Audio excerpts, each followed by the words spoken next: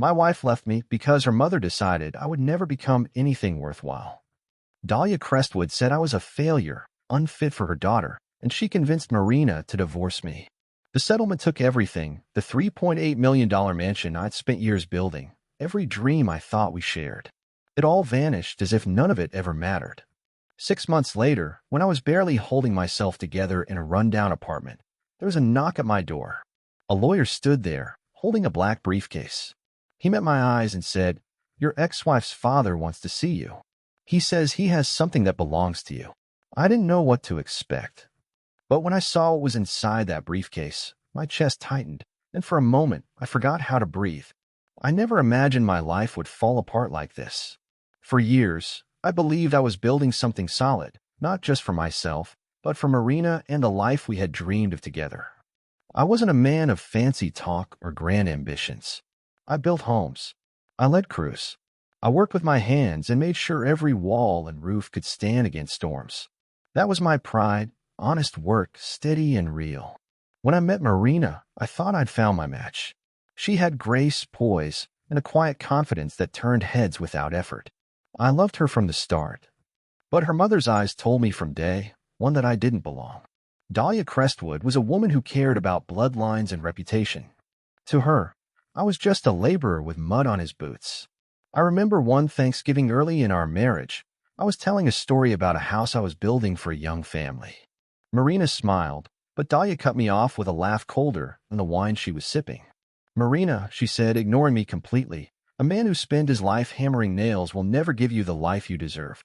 Don't waste your best years waiting for him to become something he's not." I forced a smile and swallowed my pride, but her words burned like acid. For a while, Marina stood by me. She told her mother that love mattered more than status, and I believed her. We bought a home in California, and when my business started to grow, I poured everything into turning that place into our sanctuary. Eventually, it became a mansion worth nearly $4 million, perched where the ocean was visible on clear mornings. Every brick and beam carried a piece of me. I told myself it was proof that Dahlia had been wrong, that I could give Marina the life she deserved. But money and houses can't protect love from poison. Dahlia never stopped whispering in Marina's ear.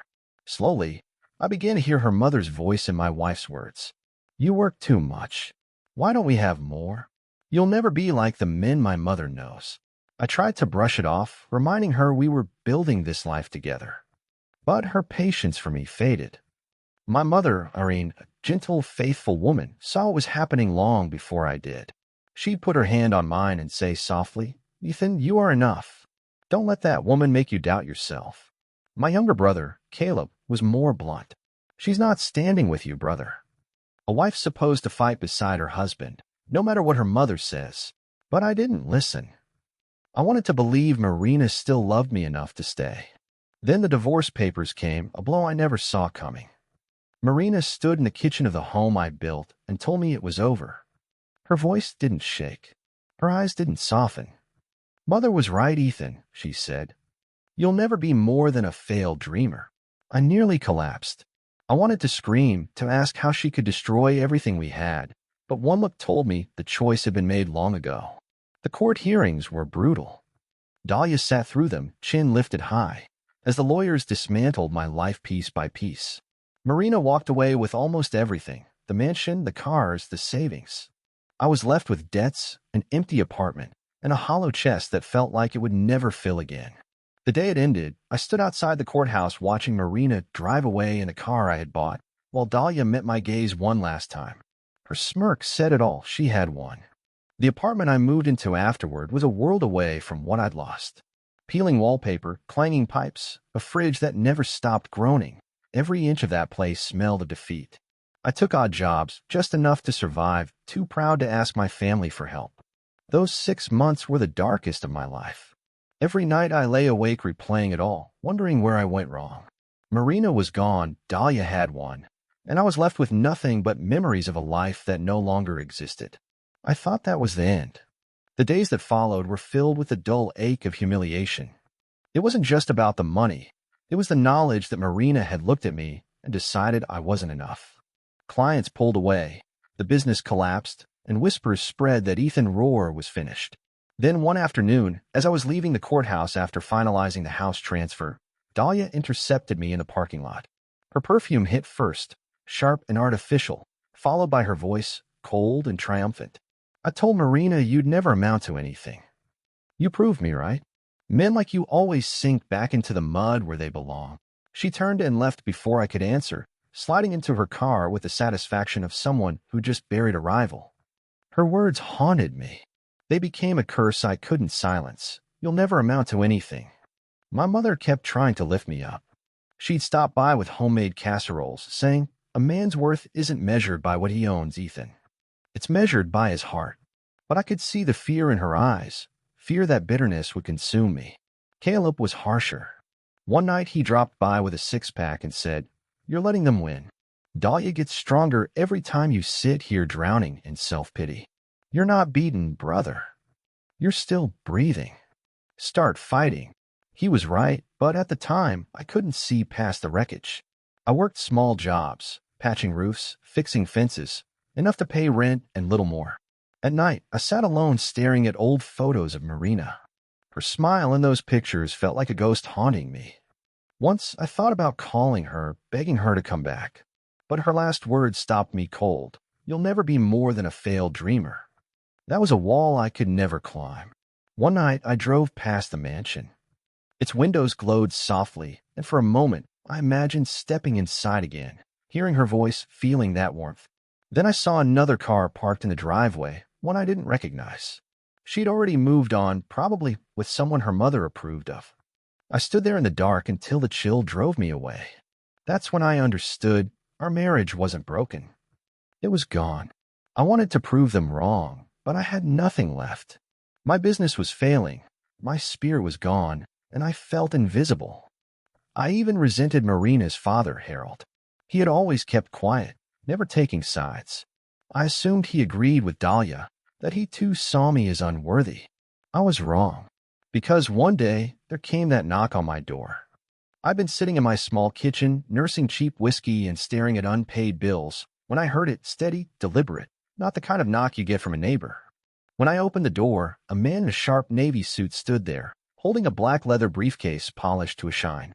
"Mr. Rohr," he said, "my name is Simon Dillard.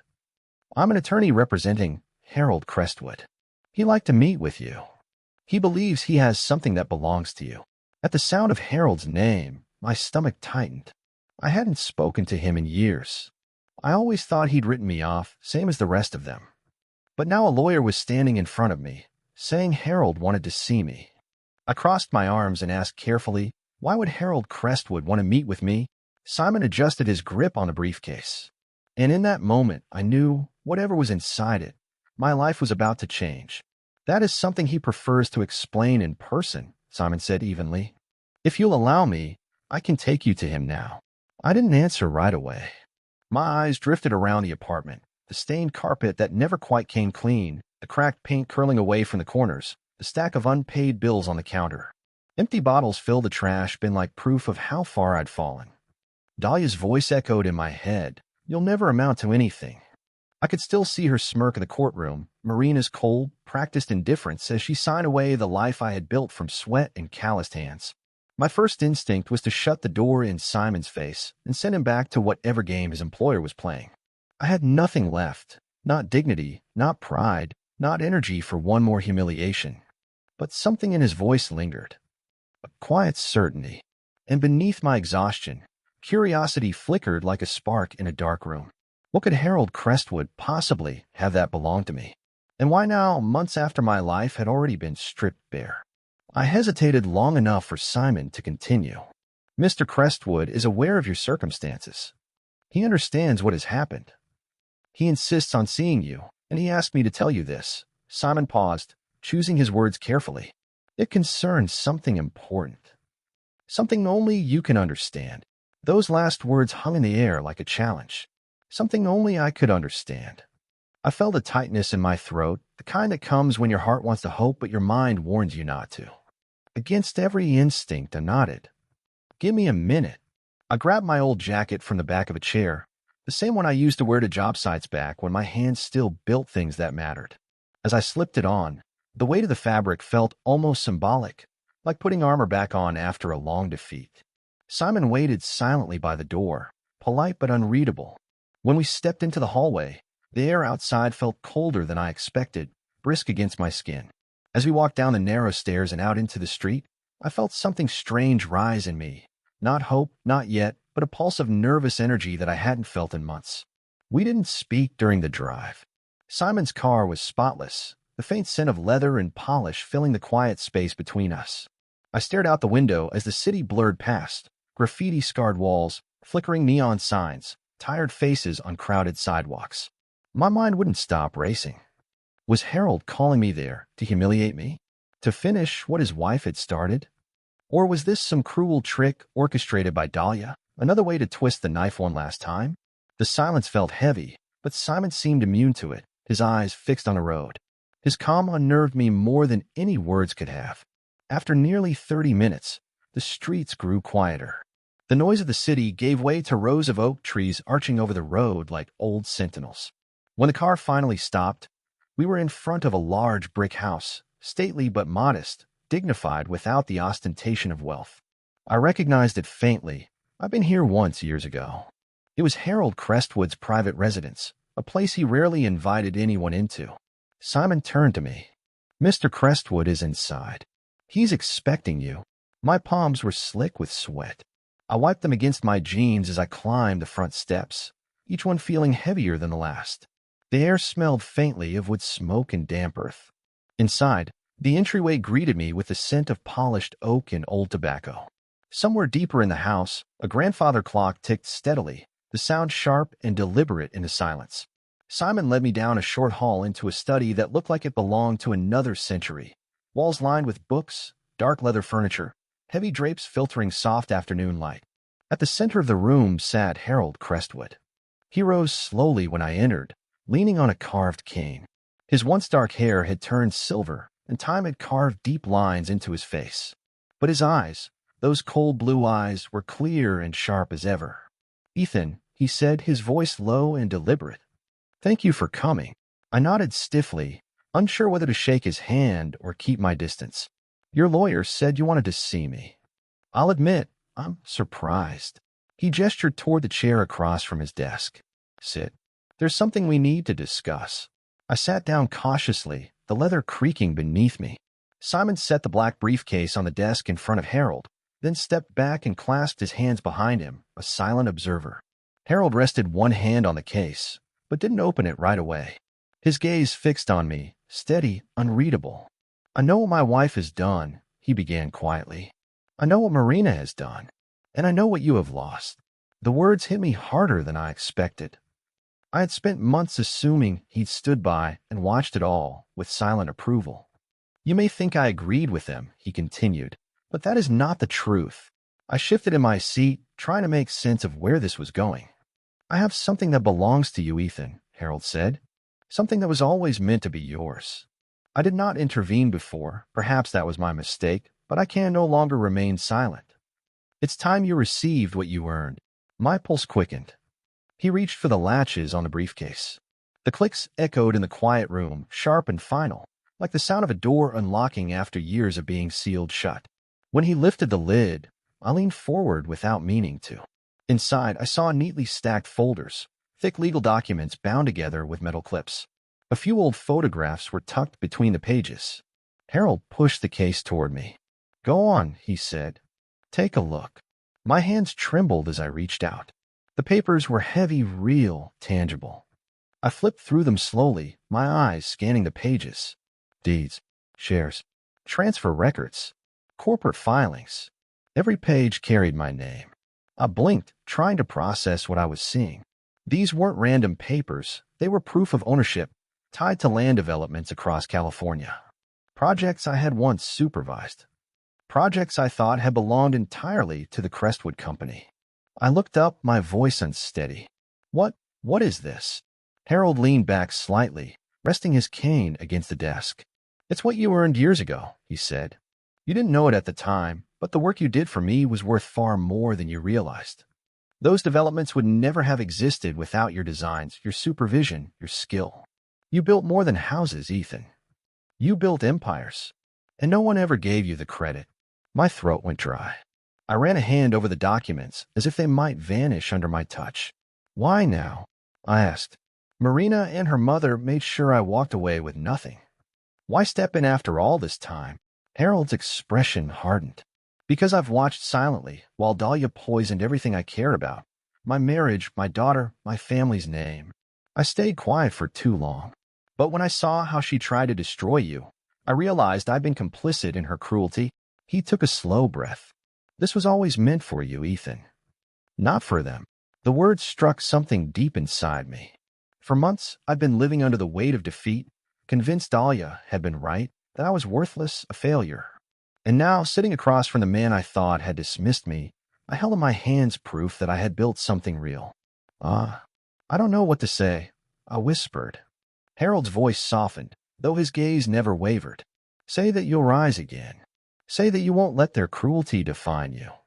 You've been broken, Ethan, but a man like you was never meant to stay broken. This is your chance to stand taller than you ever have before. My vision blurred. I hadn't cried since the day I left that mansion, but now the tears came, uninvited and unstoppable. I lowered the papers and covered my face, the weight of it all, the grief, the vindication, the disbelief, washing over me at once. When I finally looked up, my voice shook. Why me, Harold? You could have given this to Marina. You could have let Dahlia take it all. No one would have questioned you. A faint, weary smile crossed his face, the kind that comes from too many regrets. Because Marina never understood what mattered, he said quietly. And Dahlia only ever wanted control. But you, Ethan, you respected me. You respected the work. When others saw me as a wallet, you saw me as a man. You listened. He paused, then added softly, that's worth more than all their money combined. You asked for advice, Harold said quietly, his gaze unwavering. You've built things with integrity, not shortcuts. I never forgot that, and I will not allow my legacy to pass into hands that do not value it. The words hung in the air like a solemn vow. The room fell still, the faint ticking of the grandfather clock marking the seconds between us. I sat there staring at the documents, the weight of them pressing into my palms, feeling as though the ground beneath my feet had shifted in a way that could never be undone. For so long, I had believed my story had ended, that everything I was, everything I had built, had been stripped away piece by piece until there was nothing left but the shell of a man defined by loss. And yet, in the space of a single conversation, the narrative had changed. Harold's eyes softened, though his voice remained resolute. This is not a gift, Ethan. It is recognition. You earned this long before anyone realized what you were truly worth. All I ask is that you use it well. Build again. Prove to yourself what I already know. I nodded slowly, unable to speak for a moment. My throat tightened with emotion I had buried for months, pride, disbelief, gratitude, and something else I hadn't felt in far too long, purpose. I will. I finally managed, my voice low but steady. I swear I won't waste this chance. Harold studied me for a long moment, then gave a single nod of approval. Good. That's all I needed to hear. Simon, ever composed, stepped forward and began to explain the technicalities, the breakdown of assets, the value of the shares, the legal transitions already in motion. His voice was calm and precise, but my thoughts blurred at the edges. Every number, every term, every clause confirmed what my heart already knew. This was real. This wasn't a dream or a cruel illusion. This was redemption made tangible. When the meeting ended, Harold rose slowly, his cane steady in his hand. He extended his other hand toward me. I stood, gripping it firmly. His palm was rough, strong despite the years etched into his skin. Do not thank me, he said softly. Prove me right. I left the house with a briefcase clutched to my chest, my heart pounding so fiercely it drowned out every sound around me. Outside, the late afternoon light spilled across the quiet street, painting the brick walls and oak leaves in gold. For the first time in months, I felt something other than defeat. It wasn't hope, not yet, but it was a spark, a fire beginning to breathe again inside me. When I stepped back into my apartment, the peeling walls and stained carpet no longer looked like reminders of failure. They looked temporary, transient. My gaze swept across the small, cluttered space, and I knew I would not be here much longer. I placed the briefcase on the table and opened it again. The papers gleamed under the weak kitchen light. I ran my hands across them as though trying to absorb their reality through touch alone. In those pages lay not just wealth or property, but proof that I had mattered, that my years of sweat, sacrifice, and labor had not vanished into obscurity. For hours, I sat reading, tracing every name, every signature, every line of ownership. And as I did, the ache that had lived in my chest since the divorce began to ease. The bitterness drained away, replaced by quiet determination. This wasn't just restitution, it was rebirth. The first person I called was Caleb. My brother had been my anchor through the storm, the one who never stopped checking in, never stopped believing there was something left in me to save. He picked up on the second ring. "You holding up, brother?" A laugh burst out of me before I could stop it. It was raw, uneven, but real. "Better than you think," I said. "I just left Harold's house. He gave me something I never expected." Caleb drove over that night. When he saw the documents spread across my table, he let out a low whistle and shook his head in disbelief. Then he clapped me on the shoulder hard enough to make my glass of water spill. "I told you," he said, grinning. "You weren't done. You were never done." His words sank deep. For the first time in a long while, I felt proud to meet his eyes. With Harold's backing and the assets he'd entrusted to me, I started again. I reopened my construction business, not just as a man trying to recover, but as someone determined to build something lasting. The first projects felt like penance and redemption intertwined. Every nail I drove, every foundation I set, every wall that rose from bare earth felt like reclaiming a piece of myself. My crews noticed it, the fire, the focus. They followed it. Within a year, the business was thriving again. I moved out of that apartment and into a modest home near the coast. It wasn't lavish, but it was mine. The first morning I woke there, sunlight spilling across the floorboards, I stood by the window and realized I was finally free. From Dahlia, from Marina, from the past. My mother, Irene, visited often. She'd bring her casseroles and her endless affection, her eyes glistening with pride. "I knew you'd rise again," she'd say, hugging me tight. Those words meant more than any contract or fortune. As for Dahlia and Marina, life took care of its own justice. The mansion became a burden. The money ran thin. Whispers reached me of arguments, restlessness, regret. I never sought revenge, and I never gloated. Their downfall was irrelevant. My triumph was in rebuilding, not in seeing others fall, but in proving that I could stand. The greatest lesson I carried with me was this: a man's worth is not determined by what others think of him. It is measured by his integrity, his persistence, and the way he treats people when no one is watching. Harold saw that in me when I couldn't see it myself.